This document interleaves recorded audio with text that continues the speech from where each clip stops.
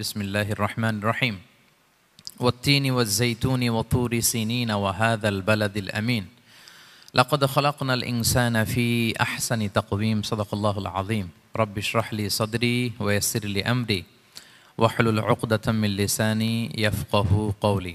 আমরা শুরুতে আল্লাহ রাব্বুল ইজ্জা ওয়াল জালালের দরবারে শুকরিয়া জ্ঞাপন করছি যে আল্লাহ তাআলা আমাদেরকে সাইয়্যিদুশ শুহুর 12 মাসের মধ্যে থেকে শ্রেষ্ঠতম মাস রমাদানুল মুবারাকে ইফতারির পূর্ব মুহূর্তে মহাবিশ্বের মহাবিশ্বয় মহাগ্রন্থ আল কোরআন আল কারিম থেকে সরাসরি কিছু কথা শুনবার জন্য একত্রিত হওয়ার সুযোগ করে দিয়েছেন। আমরা সবাই পড়ছি কালিমাতুশ শুকর আলহামদুলিল্লাহ। শুরুতেই সূরাতুত-তিনের কয়েকটা আয়াত তেলাওয়াত করেছি। এটা কালামুল্লাহ মাজিদের 95 নম্বর সূরা। এই সূরাটা মক্কাতুল মুকাররমাতে নাজিল হয়েছে। এই সূরার আয়াত সংখ্যা 8টা। এই সূরার শুরুতে আল্লাহ তাআলা 4টা কসম করেছেন, ওয়াত-তিনি ওয়াজ-যাইতুনি ওয়া-তুরি সিনিনা ওয়া হাযাল বালাদিল আমিন। ওয়াত-তিন, তিনের কসম, ওয়াজ-যাইতুন, যাইতুনের কসম, ওয়া-তুরি সিনিন, সিনাই পর্বতের কসম, ওয়া হাযাল বালাদিল আমিন, আর এই নিরাপদ শহরের কসম। তো 4টা শপথ করেছেন বা আল্লাহ তাআলা কসম করেছেন। কসম দিয়ে আল্লাহ তাআলা কোরআনের অনেক সূরা শুরু করেছেন। যেমন একটা সূরায় আল্লাহ ফজরের সময়ের কসম করেছেন, আল্লাহ বলেছেন ওয়াল ফাজর। আল্লাহ আকাশের কসম করেছেন ওয়াস-সামা ইযাতিল বুরুজ। আল্লাহ তাআলা সূর্যের কসম করেছেন ওয়াশ-শামসি ওয়া দুহাহা। এভাবে আল্লাহ তাআলা তার সৃষ্টির অনেক কিছুর কসম করে গুরুত্বপূর্ণ কোনো মেসেজ বা বার্তা আমাদের সামনে হাজির করেন। তো এই সূরাতে আল্লাহ তাআলা 4টা জিনিসের কসম করে একটা খুবই গুরুত্বপূর্ণ বার্তা মানব মণ্ডলীর জন্য এই সূরাতে তিনি হাজির করেছেন। এই সূরাটা আমাদের অনেকেরই মুখস্থ আলহামদুলিল্লাহ, এবং আল্লাহ রাসূল সাল্লাল্লাহু আলাইহি ওয়াসাল্লাম প্রায় বিভিন্ন নামাজে এই সূরাটা তেলাওয়াত করতেন। বারা ইবনে আযিব রাদিয়াল্লাহু তাআলা আনহু উনি বর্ণনা করেন যে আমি একবার এশার সালাতে আল্লাহ রাসূল সাল্লাল্লাহু আলাইহি ওয়াসাল্লামের কণ্ঠে নামাজে সূরা 3 তিনি তেলাওয়াত করেছেন, আমি নিজ কানে শুনেছি, এবং ওনার কণ্ঠ যে এত মধুর ছিল, আমার জীবনে এত সুমধুর কণ্ঠের তেলাওয়াত আমি শুনি নাই। আল্লাহর হাবিব সাল্লাল্লাহু আলাইহি ওয়াসাল্লামের কোরআন তেলাওয়াতের যে কণ্ঠ এত সুমিষ্ট ছিল, এত চমৎকার ছিল, শুধু তেলাওয়াত শুনেই অনেকে শাহাদা পড়ে মুসলমান হয়েছে। আবু জাহেল মক্কায় নিষেধ করতো যে কেউ যাবা না মুহাম্মদের কাছে, সে পাগল, সে গণক, সে মিথ্যাবাদী, সে জাদুকর, সে স্বামী স্ত্রীর মধ্যে বিচ্ছিন্নতা নিয়ে আসে, সে বাবা ছেলেকে আলাদা করে দেয়, তার কাছেই যাবা না, আর সে যা বলে শুনবাই না, কানে আঙ্গুল দিয়ে রাখবা। তো মানুষকে যেটা নিষেধ করা হয় বেশি, মানুষের ওইটার ব্যাপারে আগ্রহ থাকে বেশি। সে যত নিষেধ করতো মানুষ আরো বেশি বেশি যে শুনতো। মানুষকে সে কি বারণ করবে, সে দিনের বেলা নিষেধ করতো, রাতে যে লুকিয়ে লুকিয়ে নিজেই তেলাওয়াত শুনতো। তাহলে চিন্তা করেন যে আল্লাহর হাবিব সাল্লাল্লাহু আলাইহি ওয়াসাল্লামের কোরআনিক রেসিটেশন কত চমৎকার মেলোডিয়াস ভয়েস হলে স্বয়ং আবু জাহাল রাত্রিবেলা লুকিয়ে লুকিয়ে কোরআন তেলাওয়াত শুনতে যেত আল্লাহর হাবিব সাল্লাল্লাহু আলাইহি ওয়াসাল্লামের কণ্ঠে। তো রাসূল সাল্লাল্লাহু আলাইহি ওয়াসাল্লাম সূরাতুত-তিনটা এশার সালাতে তিনি তেলাওয়াত করেছেন, এই মর্মে হাদিসে পাওয়া যায়। এবং এই সূরাটা একটা ফলের নামে সূরা। 3 একটা ফল, আরব বিশ্বে খুব বেশি হয় 3 ফল। আমরা বাংলাদেশে ডুমুর বলি, ইংরেজিতে ফিগ বলে, ফিগ ট্রি। তো ফলের নামে বেসিক্যালি আল্লাহ তাআলা এই সূরাটাকে, এই চ্যাপ্টারটাকে ডেডিকেট করেছেন। আমরা সূরাকে ইংরেজিতে চ্যাপ্টার বলি। কোরআনে 114টা চ্যাপ্টার, এর মধ্যে এই সূরাটা হচ্ছে ফলের নামে ডেডিকেটেড। বিভিন্ন নামে খুব ইনক্লুসিভ ওয়েতে আল্লাহ তাআলা কোরআনে সূরাগুলো দিয়েছেন। কোরআনে আপনি প্রাণীর নামে সূরা পাবেন, প্রাণী। মানুষের নামে সূরা পাবেন। মানুষের মধ্যে 3 ভাগ, মুমিন, তারপর কাফির, এরপর মুনাফিক, প্রত্যেকের নামে সূরা। সূরাতুল মুমিনুন আছে, সূরাতুল কাফিরুন আছে, আবার সূরাতুল মুনাফিকুন আছে। আমাদের দৃশ্য জগতের সবচেয়ে বড় প্রাণীটা হচ্ছে হাতি, তাই না? এই হাতির নামে একটা সূরা আছে, বলেন তো এই সূরার নাম কি? সূরা ফিল। তারপর আমরা যে দেখি আমাদের দৃশ্য জগতের সবচেয়ে ছোট প্রাণী হচ্ছে পিঁপড়া, পিঁপড়ার নামে একটা সূরা আছে, সূরা আন-নামল। আন-নামল মানে পিঁপড়ার সূরা। মাকড়সার নামে সূরা আছে, সূরাতুল আনকাবুত। তারপর গোষ্ঠীর নামে সূরা আছে, সূরাতু আলে ইমরান। বংশের নামে সূরা আছে, সূরাতু কুরাইশ, কুরাইশ বংশের নামে সূরা। এইভাবে খুব ইনক্লুসিভ ওয়েতে, এমন কিছু নাই যে আল্লাহ তাআলা উল্লেখ করেন নাই। মা ফাররাতনা ফিল কিতাবি মিন শাই, উল্লেখ করে নাই কোরআনে এমন কিছু নাই, সব কিছু আল্লাহ তাআলা উল্লেখ করেছেন। তো এই সূরাটা হচ্ছে একটা ফলের নামে। ফলটার নাম হচ্ছে 3 ফল। আল্লাহ তাআলা বলছেন ওয়াত-তিন, তিনের শপথ। আমি একবার সরল বঙ্গানুবাদ করি, এরপর আমি তাফসিরে ঢুকি। 3-এর শপথ, ওয়াজ-যাইতুন, যাইতুনের শপথ, ওয়া-তুরি সিনিন, সিনাই পর্বতের শপথ, ওয়া হাযাল বালাদিল আমিন, এই নিরাপদ শহরের শপথ, লাকাদ খালাকনাল ইনসানা ফি আহসানি তাকওয়িম, নিশ্চয় আমি মানুষকে খুব চমৎকার সুন্দর অবয়বে সৃষ্টি করেছি। সুম্মা রাদাদনাহু আসফালা সাফিলিন, এরপরে তাকে আবার নিচু থেকে নিচুর দিকে নামিয়ে দিয়েছি। ইল্লাল্লাযীনা আমানু ওয়া আমিলুস সলিহাত, তবে তারা ছাড়া যারা ঈমান এনেছে এবং সৎকর্ম করেছে, ফালাহুম আজরুন গায়রু মামনুন, তাদের জন্য আছে অফুরন্ত পুরস্কার। ফামা ইউকাযযিবুকা বা'দু বিদ্দিন, এগুলো জানার পরও কিসে তোমাকে দিন অস্বীকারের ব্যাপারে উদ্বুদ্ধ করলো? আলাইসাল্লাহু বিআহকামিল হাকিমিন, আল্লাহ তাআলা কি শ্রেষ্ঠ বিচারক নন? সাদাকাল্লাহুল আযীম। এই হচ্ছে এই সূরাটির সরল অনুবাদ। এবার আমরা তাফসিরে ঢুকি। প্রথমে আল্লাহ তাআলা বলেছেন ওয়াত্তিন, তিনের শপথ। তিন মানে তো আমরা জানলাম, তিন মানে ডুমুর। আল্লাহর হাবিব সাল্লাল্লাহু আলাইহি ওয়াসাল্লাম তিনি তিন ফল পছন্দ করতেন এবং এটা ডায়াবেটিক্সের জন্য ভালো, ডায়াবেটিক্স নিয়ন্ত্রণ করে। আমাদের বোনদের যাদের ইররেগুলার মেনস্ট্রুয়েশনাল পিরিয়ড হয়, এটার জন্য এটা খুব ভালো এবং খুব স্ট্রেংথ স্টেমিনা আনে শরীরে। এটা জান্নাতের একটা গাছ। আদম আলাইহিস সালাম এবং হাওয়া আলাইহিস সালামকে যখন আল্লাহ বলেছিল ওয়ালা তাকরাবা হাযিহি শাজারাতা ফাতাকুনা মিনাজ জালিমিন, হ্যাঁ আদম এবং হাওয়া, জান্নাতের সব জায়গায় যা যেতে মন চায় যাও, যা খেতে মন চায় খাও, এই নিষিদ্ধ গাছের কাছে যেও না, তাহলে তোমরা জালিম হয়ে যাবে। শয়তান এসে উল্টা বুঝালো, সে বলল তোমাদের খেতে নিষেধ করছে কেন জানো?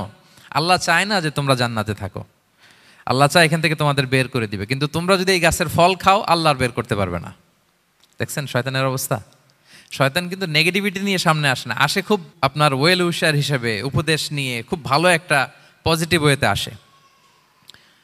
তো ওনারা খেয়ে ফেললেন এই নিষিদ্ধ গাছের ফল। খাওয়ার ফলে আদম আলাইহিস সালাম, হাওয়া আলাইহিস সালাম, ওনাদের গা থেকে জান্নাতের পোশাকগুলো ঝরে পড়ে গেল। এখন কি দিয়ে ওনারা ওনাদের প্রাইভেটকে ঢাকবেন? তখন ওনারা তাফসির ফি জিলালিল কোরআনে এসেছে যে ওনারা এই তিন গাছের পাতা নিয়ে নিজেদের প্রাইভেট ঢেকেছিলেন। সুবহানাল্লাহ।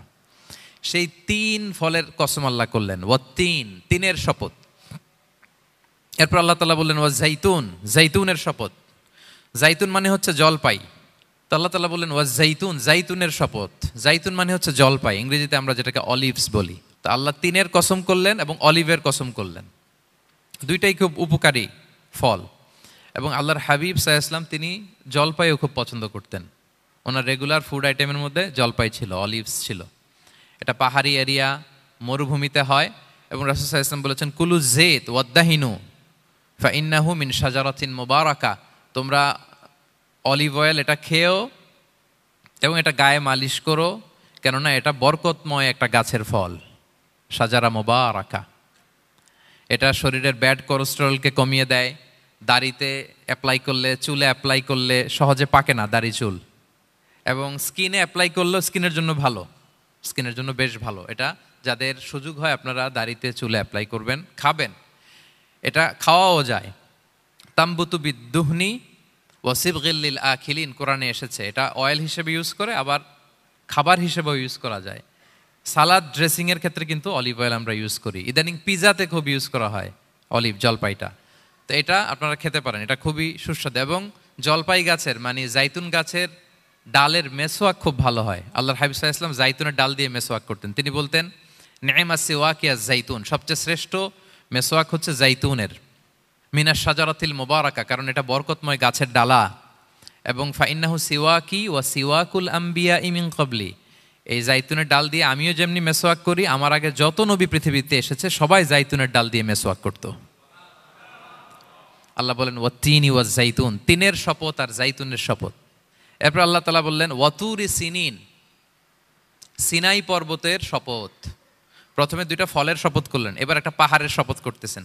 আপনারা কি তুর পাহাড়ের নাম শুনেছেন? হ্যাঁ শুনেছেন। এই সিনাই পর্বত দ্বারা তুর পাহাড় উদ্দেশ্য। এটা মিশরের একটা পাহাড়, অনেক উঁচু, 2285 মিটার উঁচু।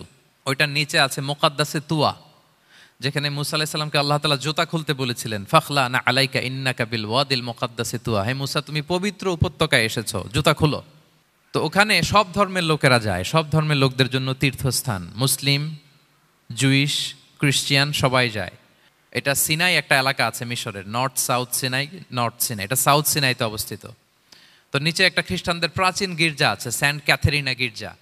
সেখান থেকে চলতে চলতে আপনাকে উপরে যেতে হবে, ফজরের পরে আবার চলে আসতে হবে, তা না হলে দুপুরবেলায় 10টা-11টার দিকে এমন সূর্যের প্রখর তাপ ওই পাথরের মধ্যে লাগে, ওখানে আর থাকা যায় না।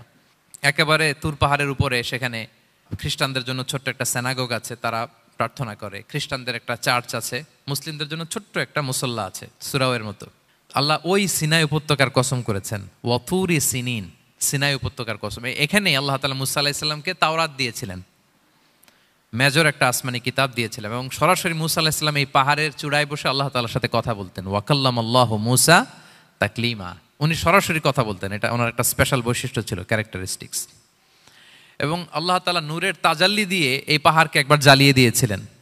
আজও এই পাহাড়ের রংটা অনেকটা একটু লালচে, একটু কালোচে, একটু রেডিশ কালারের। এবং মুসা আলাইহিস সালাম এই নূরের তাজাল্লির ঝলকে তিনি বেহুশ হয়ে গিয়েছিলেন এই পাহাড়ের উপরে। ইয়াজুজ মাহাজুজ যখন কিয়ামতের আগে আগমন করবে, তখন মুসলমানদের সেন্টার হবে, ঈসা আলাইহিস সালাম মুসলমানদেরকে নিয়ে ওইখানে অবস্থান করবেন, এই তুর পাহাড়ের ওখানে। এবং আল্লাহর হাবিব সাল্লাল্লাহু আলাইহি ওয়াসাল্লামের মেরাজের রাতে ইসরার সময় একটা স্টেশন ছিল এই তুর পাহাড়। জিবরাইল আলাইহিস সালাম এই তুর পাহাড়ে আল্লাহর হাবিব সাল্লাল্লাহু আলাইহি ওয়াসাল্লামকে নামিয়ে বলেছিলেন যে এটা জাবাল মুসা, আপনার ভাই মুসার পাহাড়, আপনি এখানে 2 রাকাত নামাজ পড়েন, দোয়া করেন। আল্লাহর হাবিব সাল্লাল্লাহু আলাইহি ওয়াসাল্লাম এই তুর পাহাড়ে 2 রাকাত সালাত আদায় করেছিলেন এবং দোয়া করেছিলেন। আল্লাহ এই তুর পাহাড়ের কসম কাটলেন, ওয়াতুরি সিনিন, সিনাই পর্বতের কসম, যেখানে তাওরাত কিতাব নাজিল হয়েছিল। এরপর আল্লাহ তাআলা বললেন ওয়াহাদাল বালাদিল আমিন, আর এই নিরাপদ শহরের শপথ।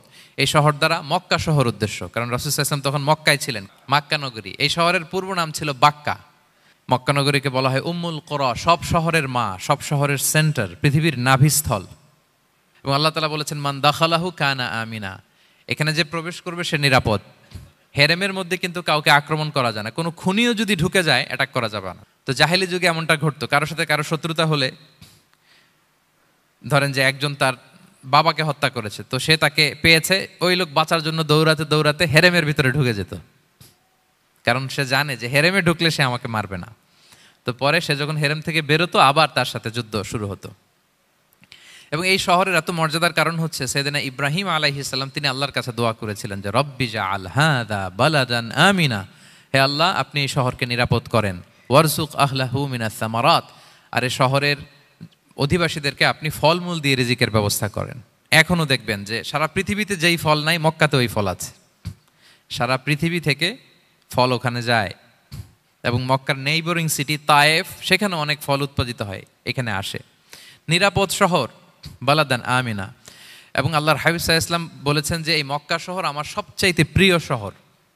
বাধ্য হয়ে তিনি যখন হিজরত করলেন মদিনায়, সেদিন বারবার তিনি মক্কার দিকে পেছনে ফিরে ফিরে তাকান, আর কেঁদে কেঁদে তিনি বলতেছিলেন যে মাক্কাতু আহাব্বুল বিলাদ ইলাইয়া, মক্কা আমার কাছে সবচেয়ে প্রিয় নগরী। লাউলা উখরিজতু লামা খারাজতু, আমাকে যদি জোর করে বের করে দেয়া না হতো আমি কোনোদিন মক্কা ছেড়ে অন্য কোথাও যেতাম না। আল্লাহর হাবিব সাল্লাল্লাহু আলাইহি ওয়াসাল্লামের সবচেয়ে প্রিয় শহর ছিল মক্কা, এবং এটা আল্লাহর হাবিব সাল্লাল্লাহু আলাইহি ওয়াসাল্লামের জন্মস্থান, মাকান মাউলিদির রাসূল, রাসূল সাল্লাল্লাহু আলাইহি ওয়াসাল্লামের বিলাদাত হয়েছে এই শহরে। এবং এই শহরকে আল্লাহ বলেছেন মাসাবাতান লিন্নাসি ওয়া আমনা, মানুষের মিলনস্থল, কেন্দ্রস্থল, সারা পৃথিবী থেকে মানুষ ওখানে যায়। আপনি যে রমাদানে যদি মক্কায় যান, আল্লাহু আকবার, লক্ষ লক্ষ উমরা পালনকারী সেখানে, ইউরোপ থেকে, আফ্রিকা থেকে, অস্ট্রেলিয়া থেকে, এশিয়া থেকে, সারা পৃথিবীর মানুষের মিলনস্থল। ওখানে গেলে আপনি দেখবেন মাসাবাতান লিন্নাসি ওয়া আমনা, নিরাপদ জায়গা এবং মানুষের মিলনস্থল। এটা এখানে এমন মসজিদ আল্লাহ রেখেছেন কাবা ঘরের চারদিকে, এটাকে বলা হয় মসজিদুল হারাম, যে মসজিদে 1 রাকাত সালাত পড়লে 1 লক্ষ রাকাতের সওয়াব হয়। আল্লাহর ঘরকে কেন্দ্র করে তাওয়াফের নির্দেশ দেওয়া হয়েছে, ওয়ালিয়াত তাওয়াফু বিল বাইতিল আতিক, পৃথিবীর কোনো ঘরকে তাওয়াফ করা যায় না, কোনো ঘরকে, এই একটা মাত্র ঘর যেটাকে এর চারদিকে এরকম তাওয়াফ করা যায়। তাহলে এই পবিত্র ঘর, পবিত্র মসজিদ যেই শহরে অবস্থিত, সেই শহরের কসম আল্লাহ করেছেন। আল্লাহ বললেন ওয়াহাদাল বালাদিল আমিন, এই নিরাপদ শহরের কসম, মানে মক্কা শহরের কসম। আমরা আপাত দৃষ্টিতে আমাদের কাছে মনে হচ্ছে 2টা ফলের কসম, একটা পাহাড়ের কসম, একটা নগরীর কসম। আসলে বেসিকলি আল্লাহ তাআলা এই 4টা শপথ দিয়ে 3 নবীর জন্মস্থান, 3 নবীর নবুয়তের কসম করেছেন। কিভাবে সেটা আমি মিলিয়ে দেই। এই যে প্রথমে যে আল্লাহ বলেছেন ওয়াত্তিনি ওয়া জাইতুন, 3 এবং জাইতুনের কসম। পৃথিবীতে সবচেয়ে বেশি 3 এবং জাইতুন কোথায় উৎপন্ন হয় জানেন? ফিলিস্তিনে। কোথায়? শাম দেশে, যেটা হাদিসের পরিভাষায় বলা হয় শাম, বর্তমান ফিলিস্তিন এবং সিরিয়া মিলে। 3 জাইতুন দিয়ে বেসিকলি আল্লাহ তাআলা ফিলিস্তিনের শপথ করেছেন, শাম দেশের শপথ, যেখানকার বেথলহামে ঈসা আলাইহিস সালাম, জেসাস ক্রাইস্ট, তিনি জন্মগ্রহণ করেছেন, ঈসা আলাইহিস সালামের জন্মস্থান। তাহলে 3 জাইতুনের শপথের মাধ্যমে মূলত আল্লাহ তাআলা ঈসা আলাইহিস সালামের জন্মস্থানের শপথ করেছেন, কারণ সেখান থেকে ওহী বিচ্ছুরিত হয়েছে, ওনার কাছে ইনজিল নাজিল হয়েছিল। এবং এই শামের মর্যাদার ব্যাপারে অনেক কথা আল্লাহর হাবিব সাল্লাল্লাহু আলাইহি ওয়াসাল্লাম তিনি বলেছেন। আল্লাহ রাসূল সাল্লাল্লাহু আলাইহি ওয়াসাল্লাম যখন মেরাজে যান তখন মক্কা থেকে এই শাম দেশে ফিলিস্তিনের বাইতুল মাকদাসে রাসূল সাল্লাল্লাহু আলাইহি ওয়াসাল্লামকে নিয়ে যাওয়া হয়েছিল। এবং রাসূল সাল্লাল্লাহু আলাইহি ওয়াসাল্লাম প্রায় বলতেন তুবা আলী শাম, শামের জন্য বরকত, কেননা ফেরেশতারা তাদের রহমতের পাখা শাম দেশের উপর বিছিয়ে রেখেছে। এবং তিনি বলতেন ফিতনার সময় আলাইকুম বিশাম, তোমরা শামে যেও, শামে থেকো। এবং তিনি দোয়া করেছেন আল্লাহুম্মা বারিক লানা ফি শামিনা, আল্লাহ তুমি আমার শাম অঞ্চলে আল্লাহ তুমি বরকত দিও। এবং হাদিসে এসেছে এই শামই হচ্ছে আরদুল মাহশার, এখানেই হাসর হবে। শাম অঞ্চলকে বিস্তীর্ণ করে এখানেই ময়দানুল মাহশার আল্লাহ তাআলা কায়েম করবেন, হাসরের ময়দান এখানেই হবে। এবং সেখানেই হচ্ছে সানিউল কিবলাতাইন, আমাদের আগের কেবলা কিন্তু বাইতুল মাকদাসের দিকে ছিল, যেটা শামে অবস্থিত ফিলিস্তিনে, বাইতুল মুকাদ্দাস, যেই মসজিদে নামাজ পড়লে 1 রাকাতে 500 রাকাতের সওয়াব। 3টা মসজিদে সালাত পড়লে স্পেশাল ভার্চুর কথা আছে, এর বাইরে আর অন্য মসজিদের বিশেষ কোনো ফজিলত নাই, বাকি সব মসজিদ সমান। এক হচ্ছে মসজিদুল হারাম, 1 রাকাতে 1 লক্ষ রাকাত। 2 নম্বর মসজিদে নববী, 1 রাকাতে 1000 রাকাতের সওয়াব, আর একটা দুর্বল বর্ণনায় 50,000 রাকাতের সওয়াব। 3 নম্বরে এই মসজিদুল আকসা, 1 রাকাতে 500 রাকাতের সওয়াব।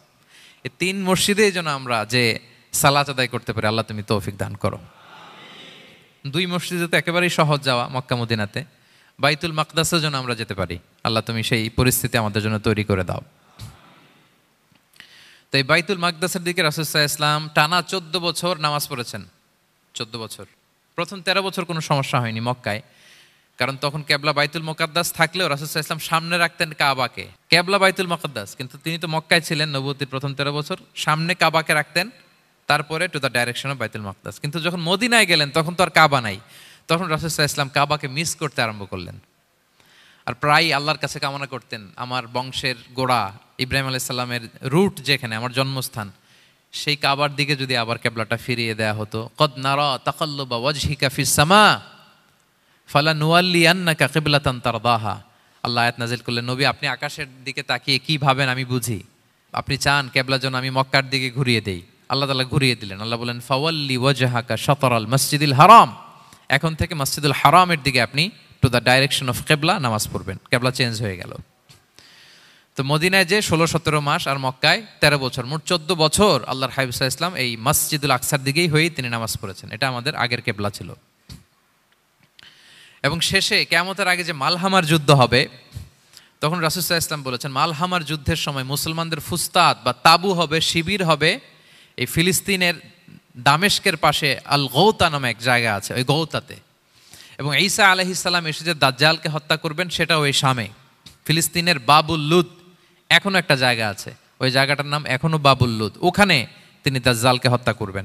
এবং সেখানে একটা সাদা মিনারা আছে, ফেরেশতার পাখায় ভর করে ঈসা আলাইহিস সালাম তখন সেখানে নেমে আসবেন, ওই ফিলিস্তিনের ওই শাম দেশের ওই মিনারার পাশে তিনি এসে পৃথিবীতে তিনি নুজুল করবেন, নুজুল ঈসা আলাইহিস সালাম।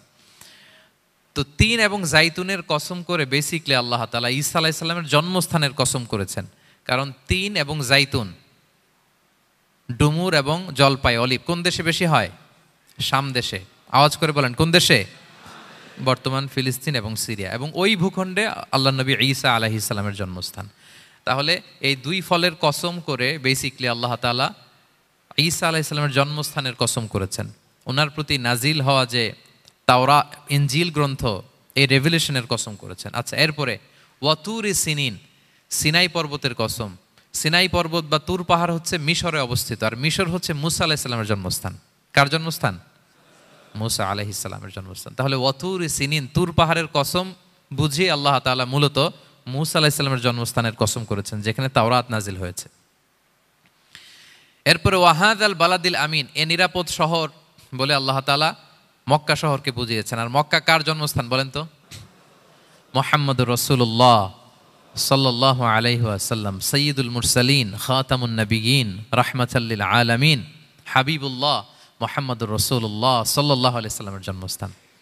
তাহলে এই 4টা আয়াতে 4টা শপথের মধ্য দিয়ে মূলত আল্লাহ তাআলা ঈসা আলাইহিস সালামের জন্মস্থান, মুসা আলাইহিস সালামের জন্মস্থান এবং মুহাম্মদ সাল্লাল্লাহু আলাইহি ওয়াসাল্লামের জন্মস্থান, যেই 3টা এলাকায় ভূখণ্ডে 3টা মেজর ওহী নাজিল হয়েছে। এক তো ঈসা আলাইহিস সালামের কাছে নাজিল হয়েছে ইনজিল কিতাব, আর একটা হচ্ছে তাওরাত। তাওরাত এমন কিতাব যে কিতাব দিয়ে হাজার হাজার নবীরা ফয়সালা করেছেন। বনি ইসরাইলের অনেক নবীর উপর কোনো কিতাব নাজিল হয়নি, তার মানে তারা রসুল ছিলেন না, তারা নবী, তারা সবকিছু তাওরাত দিয়েই ফয়সালা করতেন। আর রাসূল সাল্লাল্লাহু আলাইহি ওয়াসাল্লামের উপর কোরআন নাজিল হয়েছে। তার মানে প্রথম 4টি শপথ দিয়ে বেসিক্যালি ইনজিলের শপথ, তাওরাতের শপথ এবং কোরআনের শপথ। বুঝতে পেরেছেন সবাই? আল্লাহ ওহির শপথ করেছেন। দেখেন, ফল, পাহাড়, নগরী মাড়িয়ে সারা পৃথিবী ঘুরিয়ে আপনাদেরকে শেষ পর্যন্ত ইনজিল, তাওরাত এবং কোরআনে নিয়ে আসছেন আমার সাথে আসছেন? হ্যাঁ, এই রেভেলেশনের শপথ আল্লাহ করেছেন। তাহলে ওয়াত্তিনি ওয়াজ্জাইতুনি ওয়াতুরি সিনিনা ওয়া হাযাল বালাদিল আমিন, এই 4 আয়াতে 4টা শপথের মধ্য দিয়ে মূলত আল্লাহ তাআলা আসমান থেকে নাজিল হওয়া যে ওহী, এই ওহির শপথ অথবা ওহী যেই ভূখণ্ডে নাজিল হয়েছে সেই ভূখণ্ডগুলোর শপথ করে আল্লাহ একটা গুরুত্বপূর্ণ কথা বলবেন। সেটা কি? আল্লাহ তাআলা বললেন, লাকাদ খালাকনাল ইনসানা ফি আহসানি তাকওয়িম, আর আমি মানুষকে অত্যন্ত চমৎকার অবয়বে সৃষ্টি করেছি, চমৎকার গঠনে, চমৎকার স্ট্রাকচারে, ডিজাইনে সৃষ্টি করেছি।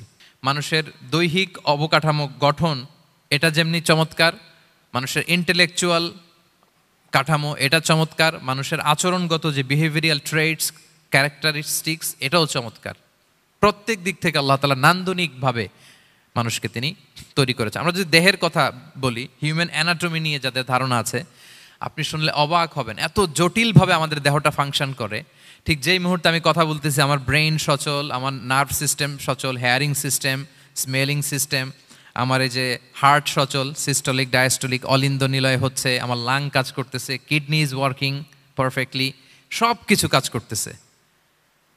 এত সূক্ষ্মভাবে আমাদের দেহটা কাজ করে, এটাকে ইংরেজিতে বলে মরফোলজি, আকৃতি সংক্রান্ত যে বিদ্যা, এটা নিয়ে যদি আপনি দেখেন যে মানুষের হাত কিভাবে কাজ করে, মানুষের পা কিভাবে কাজ করে, মানুষের হিউম্যান ব্রেইন কিভাবে কাজ করে, আপনি অবাক হবেন।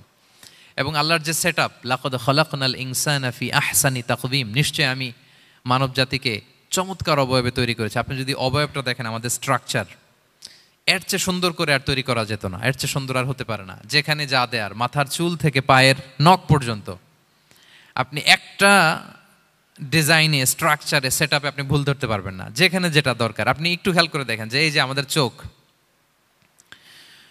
চিকিৎসা বিজ্ঞান বলতেছে যে মানুষ 10 মিলিয়নেরও বেশি রং শনাক্ত করতে পারে। Human eyes can identify more than 10 million colours. 10 মিলিয়নেরও বেশি রং আমরা আমাদের চোখ দিয়ে শনাক্ত করতে পারি। সুবহানাল্লাহ, সুবহানাল্লাহ বিহামদি। আচ্ছা, চোখের সেট আপটা একটু যদি খেয়াল করেন, দেখেন আমার এই চোখ এখানে না থাকে, এটা যদি জাস্ট 2 ইঞ্চি উপরে এখানে হইতো, এইটা যদি কপালে যদি আমাদের চোখ হইতো, কি অবস্থা হইতো বলেন তো? সিজদা দিতে পারতেন আল্লাহকে? বলেন, দিতে পারতেন? আচ্ছা, আমরা কিছু খাওয়ার সময় আমরা কি করি? ওইটা ভালো আছে কিনা, পচে গেল কিনা, স্মেলটা আগে দেখি, তারপরে খাই। দেখেন কত চমৎকার সেট আপ। একটু খেয়াল করেন, এই নাকের সেট আপ যদি এইখানে না থাকে, আমাদের নাক যদি পেছনে থাকতো, খাওয়ার সময় খাবারটা বাসি কিনা, ভালো আছে কিনা কি করতেন? লাকাদ খালাকনাল ইনসানা ফি আহসানি তাকওয়িম। আচ্ছা দেখেন, এই যে আমরা কান দিয়ে শুনি, এই যে কান পেঁচানো, মনে করেন না যে এমনি এমনি পেঁচানো, এই পেঁচানো, এটা এই পথ না থাকলে আমরা শুনতেই পেতাম না। এটা এমনভাবে সেট আপ করা, এটা এই ইথারে ভাষা তরঙ্গকে এয়ার ড্রামের ভেতরে সুন্দরভাবে ইনপুট করে, নাহলে আমরা শুনতে পেতাম না। আপনার এই কান কেটে ফেলে দিলে আপনি শুনতে পারবেন না। এটা এইভাবেই যেতে হবে, সুরঙ্গটা এইভাবে তৈরি হইতে হবে। আচ্ছা দেখেন, আপনার কান, এই কান যদি এইখানে না থেকে আপনার ডান বগলের নিচে হইতো, বাম কান যদি বাম বগলের নিচে হইতো, তাহলে কি হইতো বলেন? আজকে আমার ওয়াজ কিভাবে শুনতেন বলেন দেখি, কিভাবে শুনতেন? বুদ্ধি আছে বলে যে হুজুর এইভাবে শুনতাম। সুবহানাল্লাহ, সুবহানাল্লাহ, লাকাদ খালাকনাল ইনসানা ফি আহসানি তাকওয়িম। আমি মানুষকে সবচেয়ে সুন্দর সর্বোত্তম গঠনে তৈরি করেছি। দেখেন, কান দুইটা ওইখানে থাকলে কথা শুনতে হইলে হাত উঁচু করে রাখা লাগতো। আল্লাহ, আপনি একটা একটা অঙ্গ দেখেন, ঠিক যেখানে যেটা যেভাবে সেট করা দরকার, আল্লাহ তাআলা দয়া করে অনুগ্রহ করে ঠিক সেভাবে তিনি সেট করেছেন। আমাদের চেহারার মধ্যে দেখেন এক একজনের এক এক রং, ওয়াখতিলাফু আলসিনাতিকুম ওয়া আলওয়ানিকুম ইন্না ফি যালিকা লাআয়াতুন লিল আলিমিন। আল্লাহ বলেন, তোমাদের ভাষার ভিন্নতা দিয়েছি, তোমাদের গায়ের রঙের ভিন্নতা, একজনের চেহারার সাথে আরেকজনের মিল নাই, একজনের ফিঙ্গারপ্রিন্টের সাথে। আয়াহসাবুল ইনসানু আল্লান নাজমাআ ইযামা বালা কাদিরিনা আলা আন নুসাউইয়া বানানা। মানুষ ভেবেছে সে মারা গেলে তাকে আমি তার অস্থি, মজ্জা, হাড়, গোশত, চামড়া জোড়া লাগাতে পারবো না। আরে তার আঙ্গুলির অগ্রভাগ পর্যন্ত আমি সুবিন্যস্ত করে আমার কাছে রেখে দিয়েছি, ফিঙ্গারপ্রিন্ট। আমাদের ফিঙ্গারপ্রিন্টগুলো আল্লাহর কাছে সংরক্ষিত, একজনের ফিঙ্গারপ্রিন্টের সাথে আরেকজনেরটা মেলে না। এই যে আমার 10 আঙ্গুলে 10টা ফিঙ্গারপ্রিন্ট, পায়েরগুলো হচ্ছে ফুটপ্রিন্ট, একটার সাথে আরেকটা মিলে? আমার এটার সাথে এটা মিলবে বলেন? আমার সাথে আপনারটা মিলবে? বর্তমানে পৃথিবীতে কত কোটি মানুষের বসবাস বলেন? এই যত মানুষ পৃথিবীতে আছে, একজনের আঙ্গুলের ছাপের সাথে, এই যে বায়োমেট্রিক্যাল অথেন্টিকেশন যে আমরা করি, একজনের ফিঙ্গারপ্রিন্টের সাথে আরেকজনের ফিঙ্গারপ্রিন্টের মিল নাই। একজনের ফুটপ্রিন্টের সাথে ফুটপ্রিন্ট মিল, ইভেন একজনের আই প্রিন্টের সাথে। আমাকে একজন ওনার হসপিটালে নিয়ে গেল ঢাকায়, তো উনি ওনার দরজা খুলতেছে আই প্রিন্ট দিয়ে, মানে উনি না গেলে খুলে না। উনি আর ওনার খুব কাছের স্টাফ, এটা গুরুত্বপূর্ণ একটা অফিস, তো উনি চোখ দিল, আই প্রিন্ট নিল, এরপরে দরজা খুলে যাচ্ছে। দেখেন, একজনের আই প্রিন্টের সাথে আরেকটা আই প্রিন্ট মেলে না। সুবহানাল্লাহ। প্রিয় ভাইরা, একজনের ফিঙ্গারপ্রিন্টের সাথে আরেকজনের ফিঙ্গারপ্রিন্টের কোনো মিল আছে পৃথিবীতে? ফুটপ্রিন্টের সাথে, আই প্রিন্টের সাথে? কারণ ডিজাইনারটা কে বলেন তো? হুয়াল্লাযী ইউসাউবিরুকুম ফিল আরহামি কাইফা ইয়াশা। মায়ের পেটে থাকতেই আল্লাহ তাআলা এগুলো ডিজাইন করে দিয়েছেন। আমি কেমন হব, আমার বৈশিষ্ট্য কেমন কেমন হবে, এই যে আমি যে আমার বাবা দাদা 14 পুরুষের ডিএনএ বয়ে বেড়াই, এগুলো সব নিয়ে আমার বৈশিষ্ট্য, আমার কণ্ঠস্বর, আমার ক্যারেক্টারিস্টিক্স, আমার ফিচার কেমন হবে, সব তিনি আল্লাহ তাআলা মায়ের পেটে থাকতে ডিজাইন করে দিয়েছেন। সুবহানাল্লাহ। আল্লাহ বলছেন লাকাদ খালাকনাল ইনসানা ফি আহসানি তাকওয়িম। প্রিয় ভাইরা, কসম করার পরে আল্লাহ যে কথাটা বলেন এটা অনেক গুরুত্বপূর্ণ, খুবই গুরুত্বপূর্ণ বার্তা। আল্লাহ চারটা কসম করে তিনটা নবীর জন্মস্থানের শপথ করে তিনি বললেন লাকাদ খালাকনাল ইনসানা ফি আহসানি তাকওয়িম। নিশ্চয় আমি অত্যন্ত চমৎকার আকৃতিতে মানুষকে তৈরি করেছি।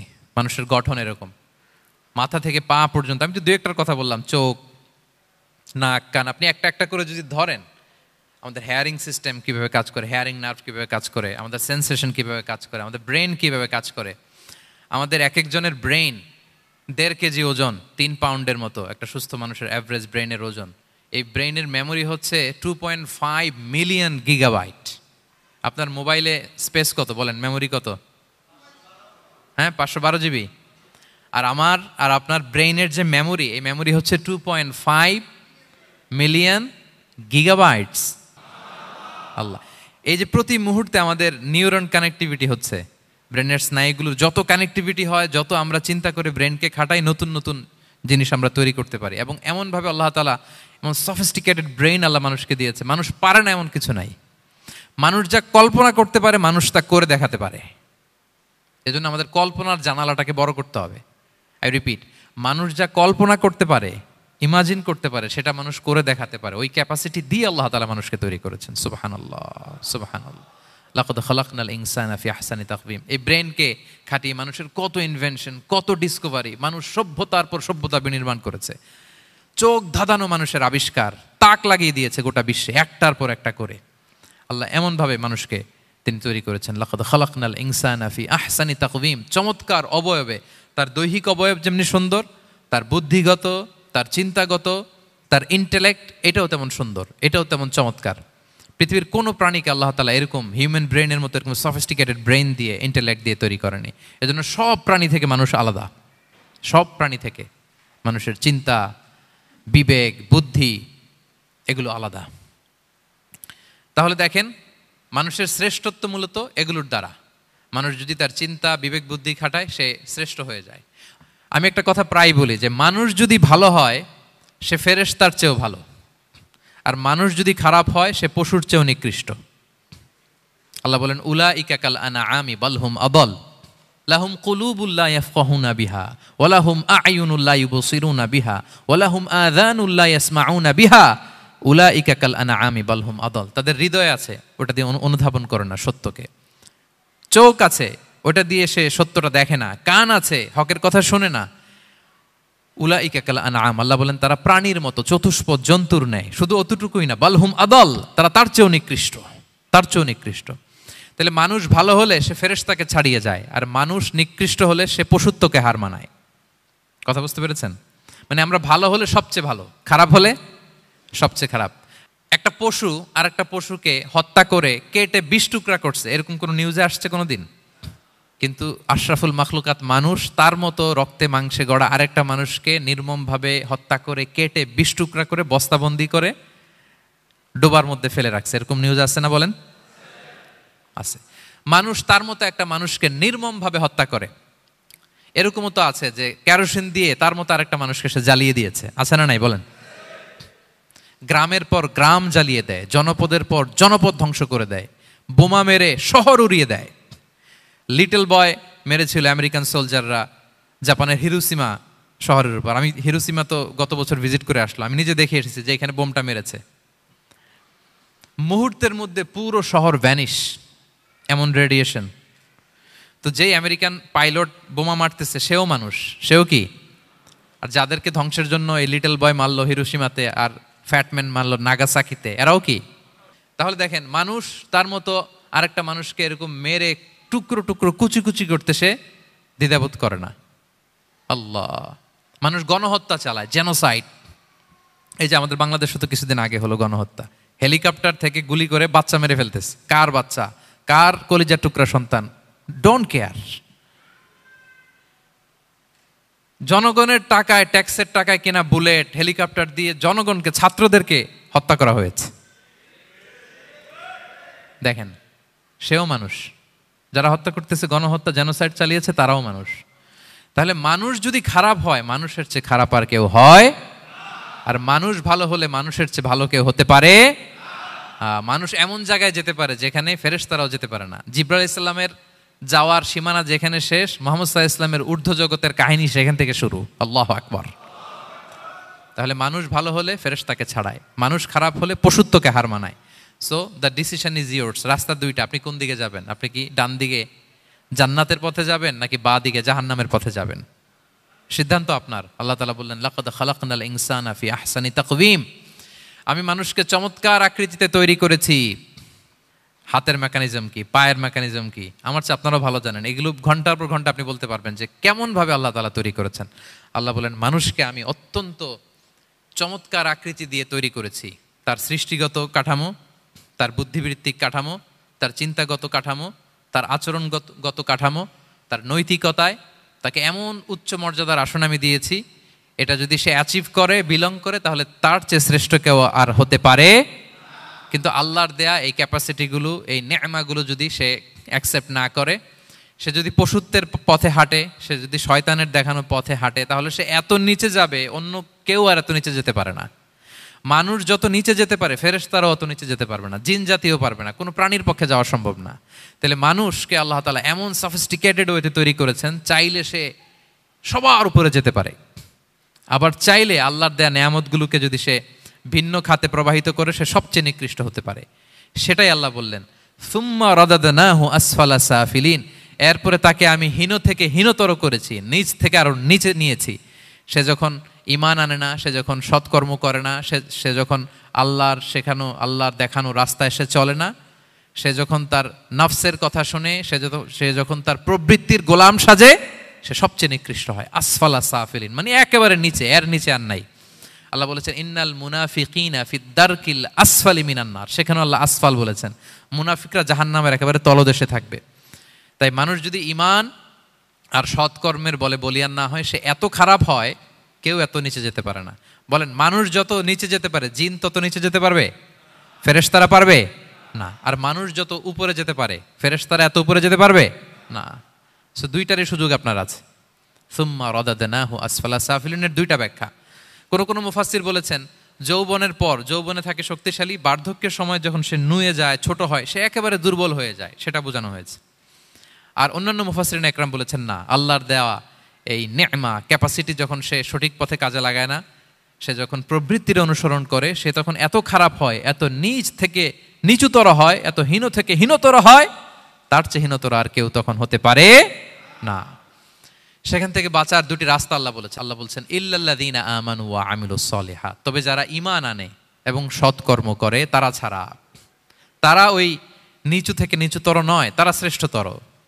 ঈমান এবং সৎকর্ম, ঈমান এবং আমলে সালেহাত। কোরআনের অনেক জায়গায় আপনি আয়াতটা পাবেন, ইন্নাল্লাযীনা আমানু ওয়া আমিলুস সলিহাতি কানাত লাহুম জান্নাতুল ফিরদাউসি নুজুলা। নিশ্চয়ই যারা ঈমান এনেছে, সৎকর্ম করেছে, তাদের জন্য আমি জান্নাতে ফেরদাউস রেখে দিয়েছি। আল্লাহ বলেন, তারা নিকৃষ্ট হবে না যারা ঈমান এনেছে, সৎকর্ম করেছে। যারা কি এনেছে? ঈমান। আর কি করেছে? সৎকর্ম করেছে। ইল্লাল্লাযীনা আমানু, যারা ঈমান এনেছে, সৎকর্ম করেছে, ফালাহুম আজরুন গায়রু মামনুন, তাদের জন্য রয়েছে অফুরন্ত পুরস্কার, মানে জান্নাত। তাদের জন্য কি? ওই জান্নাতে যেতে আমরা চাই কি চাই না বলেন? রাস্তা কয়টা? এটা চলে গেছে ডান দিকে, এটার গন্তব্য হচ্ছে ডেস্টিনেশন জান্নাতুল ফেরদাউস। আর এটা শয়তানের পথ, এটা আপনার প্রবৃত্তির দেখানো পথ, এটা চলে গিয়েছে জাহান্নামে। So now the decision is years. আপনার ডিসিশন, কোন দিকে যাবেন, ডানে না বায়ে? জান্নাতে না জাহান্নামে? জান্নাতে যেতে চাই আমরা। ফালাহুম আজরুন গায়রু মামনুন, তাদের জন্য আছে অফুরন্ত নেয়ামত, অফুরন্ত পুরস্কার। আমরা যেন সেই পুরস্কার লাভে ধন্য হতে পারি, আমরা সবাই বলি আমিন। আল্লাহ বলেন, এইভাবে 4টা কসম করার পরে, এত গুরুত্বপূর্ণ বার্তা হাজির করার পরে, তোমার ঘুমন্ত বিবেককে জাগিয়ে তোমাকে বার্তা দেওয়ার পরেও কিভাবে তুমি অস্বীকার করতে পারো আখিরাতকে? ফামা ইউকাযযিবুকা বা'দু বিদ্দিন, এরপরেও কোন বিবেকে, কোন আকলে, কোন সাহসে তুমি কর্মফল দিবসকে অস্বীকার করো? কোন সাহসে? এখানে দিন দ্বারা উদ্দেশ্য কর্মফল। ভালো করলে যে ভালো পাবে, খারাপ করলে যে খারাপ পাবে। দিনের অনেক অর্থ, এটার তাফসিরে গেলে সময় কুলাবে না। ফামা ইউকাযযিবুকা বা'দু বিদ্দিন, এরপরেও কর্মফলকে অস্বীকার করার সাহস তুমি কোত্থেকে পাও? কিসে তোমাকে উদ্বুদ্ধ করে কর্মফল দিবসকে অস্বীকার করতে? আলাইসাল্লাহু বিআহকামিল হাকিমিন, আল্লাহ তাআলা কি শ্রেষ্ঠ বিচারক নন? সূরা আবু দাউদে আল্লাহর হাবিব সাল্লাল্লাহু আলাইহি ওয়াসাল্লাম বলেন, কেউ যদি সূরাতুত তিন তেলাওয়াত করে, করতে করতে যদি শেষ আয়াতে চলে আসে, আর সে যখন পড়ে আলাইসাল্লাহু বিআহকামিল হাকিমিন, আল্লাহ তাআলা কি শ্রেষ্ঠতম বিচারকদের মধ্যে সর্বশ্রেষ্ঠ বিচারক জাজ নন, তখন সে যেন উত্তর দেয়, এটা তো আল্লাহর প্রশ্ন। আলাইসাল্লাহু বিআহকামিল হাকিমিন, আল্লাহ আমাদেরকে প্রশ্ন ছুড়ে দিয়েছেন যে আল্লাহ তাআলা কি শ্রেষ্ঠ বিচারক নন। তখন যে তেলাওয়াত করে সে যেন বলে বালা বালা ওয়া আনা আলা যালিকা মিনাশ শাহিদিন। বালা মানে অবশ্যই, হ্যাঁ আল্লাহ অবশ্যই আপনি শ্রেষ্ঠ বিচারক, আর আপনি যে শ্রেষ্ঠতম বিচারকে সাক্ষী আমি দিচ্ছি, এই ঘোষণা আমি দিচ্ছি। পড়েন সুবহানাল্লাহ। আপনি দেখবেন মসজিদুল হারামে, হারামাল মাক্কিতে যখন তেলাওয়াত করে ইমাম সাহেবরা, এই আয়াতের পরেই যদি রুকুতে যায়, দেখবেন ফিস ফিস করে বলে যে বালা বালা ওয়া আনা আলা যালিকা মিনাশ শাহিদিন। আমি নিজে শুনেছি, দেখবেন ওনার এটা পরে, কারণ আল্লাহ এখানে প্রশ্ন ছুড়ে দিয়েছেন। আর উত্তর হিসেবে বলতে হবে বালা ওয়া আনা আলা যালিকা মিনাশ শাহিদিন, আল্লাহ অবশ্যই আপনি শ্রেষ্ঠ বিচারক। আল্লাহর চাইতে শ্রেষ্ঠ বিচারক আর হতে পারে? আমরা কত লাকি যে আল্লাহর আহকামুল হাকিমিন হিসেবে বিচারক পেয়েছি। হ্যাঁ, আমাদের বিচার যদি অন্য কেউ করতো, নিজেরা যদি নিজেদের, আল্লাহ যদি বলতো তোরটা বিচার তুই কর আর তোরটা তুই কর, কি অবস্থা হইতো বলেন? যার সাথে যার শত্রুতা আছে ওইখানে দেখাই দিত। কিন্তু আমরা বিচারক হিসেবে পেয়েছি কাকে? আল্লাহ কি পার্সিয়ালিটি করবে বিচারে? স্বজনপ্রীতি করবে? কারো উপর জুলুম করবে? কাউকে ঠকাবে? আল্লাহ বলেন ওয়ামা আনা বিযাল্লামিল লিল আবিদ, আমি কখনো আমার বান্দার উপর জুলুম করি না, জুলুম করি না। নাদাউল মাওয়াজিনাল কিসতা লিয়াউমিল কিয়ামা, কিয়ামতের দিন আমি মিজান নামে এমন এক ন্যায় বিচারের মানদণ্ড স্থাপন করব, ফালা তুযলামু নাফসুন শাইআ, এক বিন্দু পরিমাণ কেউ মাজলুম হবে না,